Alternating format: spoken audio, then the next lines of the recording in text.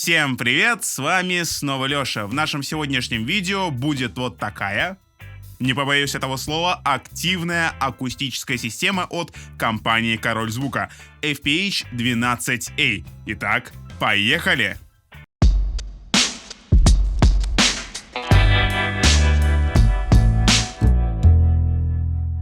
Для начала давайте о самом главном. Вот эта система является активной, как я уже сказал. То есть при ее покупке тебе не придется морочиться с подбором усилителя для нее.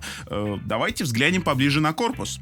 Сам кабинет отлит из добротной и, судя по комментариям многочисленных юзеров, неувиваемой пластмассы. На задней панели стандартный набор разъемов, всего их два. Это input на комбо-входе, сюда можно подключить и джеки, и XLR, а также output, он же link, с помощью которого можно, например, соединять сразу две таких системы в одну. Управление самим усилителем тут же, это регулятор уровня, а также переключатель буста для изменения частотной характеристики сигнала. Также можно заметить индикацию, здесь она выполнена в виде такого четырехцветного светофора. Thermal LED. Where amplifier is overheat, the LED yellow illuminates. О как! Само собой разумеется, здесь речь не идет ни о каких иллюминатах, а текст нам повествует лишь о функции вот этой желтенькой лампочки. Она показывает вам степень перегрева усилителя, и если она загорается, то вам следует ненадолго выключить вашу колоночку и дать усилителю немного остыть. Ну а далее идет обычный и всем нам так знакомый набор индикаторов. Красная индикация — это индикатор пиков, перегрузов. Зеленая индикация показывает вам, что сигнал приходит на колонку.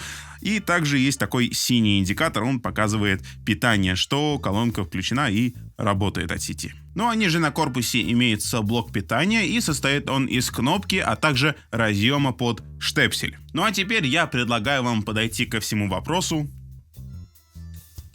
в лоб. В области пищалки лицевая панель формирует рупор, который главным образом влияет на распространение ВЧ-сигнала. За полосу высоких в этой конструкции отвечает 1-дюймовый твиттер. Спустимся чуть ниже и наткнемся на железный гриль. За сеткой скрывается уже МЧ-драйвер, размеры которого составляют 12 дюймов. Из того, что явно бросается в глаза, можно отметить фазы инвертора. Хорошо, басовые порты, выведенные на лицевую панель с двух сторон от ВЧ-рупора. Снизу, само собой, имеется стандартный стакан под стойку. Замечу, что здесь на колонке есть такой прижимной болт, которым можно надежно зафиксировать акустическую систему на стойке. А также можно заметить такие резиновые ножки, которые позволяют без опаски ставить такую колонку прямо на пол. Ну а теперь немного сухих характеристик. Мощность усилка 600 Вт РМС. Частотный диапазон от 60 Гц до 18 кГц.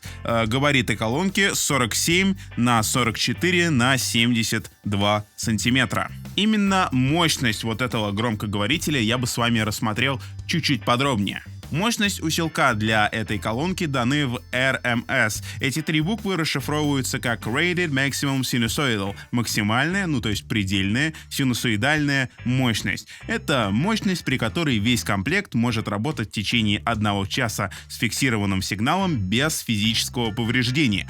Опуская подробности и какие-либо точные сравнения с китайскими ваттами, которые измеряются по системе PMPO, то есть Peak Music Power Output, я скажу, что RMS и китайские ватты, они отличаются довольно существенно. Причем я ни в коем случае не говорю, что изменения PMPO не являются правдивыми. Нет, они так же, как и RMS, могли быть произведены в идеальных лабораторных условиях и так далее. Только вот проработает ваша колонка под такой нагрузкой всего несколько минут, да и сгорит к чертям. То есть измерения, данные в системе RMS, дают нам, более жизненные показатели, которые мы будем с вами применять, на тех же концертных площадках. К примеру, можно сравнить нашу сегодняшнюю колонку и вот такую систему компании Behringer. Мощность и мощность, а только вот не указано, в каком стандарте эта мощность была измерена. Кстати, если хочешь отдельный подробный ролик, в котором мы разберем, что такое китайские ватты, то пиши об этом в комментариях. В целом, суммарно вот эти вот две колонки в одном комплекте будут выдавать 1200 Вт RMS. К К ним можно добавить сабвуфер, также фирмы SoundKing